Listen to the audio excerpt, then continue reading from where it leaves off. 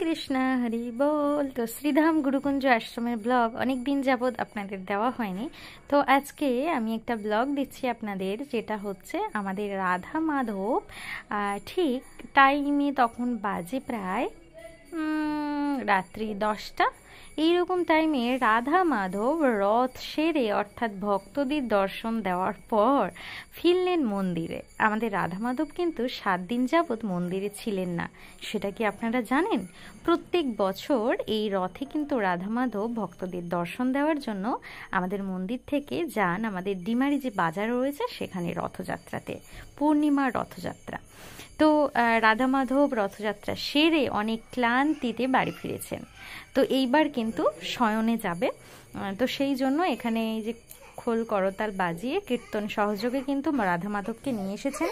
রাধা মাধব দেখুন মন্দিরে প্রবেশ করছেন, আর এদিকে যে সমস্ত ব্রাহ্মণ এবং যিনারা আমাদের রাধা মাধবকে এনেছেন আর কি, তো ওনারা প্রসাদ পেয়ে তারপর কিন্তু গন্তব্যস্থলে ফিরে যাবেন।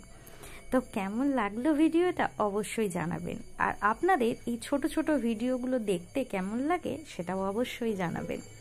কারণ মানুষের হাতে এখন সময় খুবই কম, অল্প সময়ে যদি আপডেটটা পাওয়া যায় তাহলে আপনাদেরও ভালো হয়, তাই না? তো সেই সুবাদেই কিন্তু আমি এখন ছোট ছোট ভিডিও যদি সময় পাই একদিনে হয়তো 3টে দিয়ে দিই, আবার কখনো 2টো বা 1টে হয়।